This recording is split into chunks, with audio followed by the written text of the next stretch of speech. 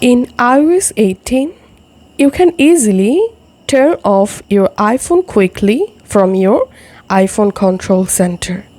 And in this short video, I will show you how to exactly do it. Before starting, make sure to update your iPhone to iOS 18. Once you are using iOS 18, now just open your iPhone control center. And from your control center, you will see this power icon at the top right corner. Just tap on this power icon. And now all you have to need, just slide this power button to turn off your iPhone. As you can see, I've successfully turned off my iPhone. And now just press and hold this power button to again turn on your iPhone.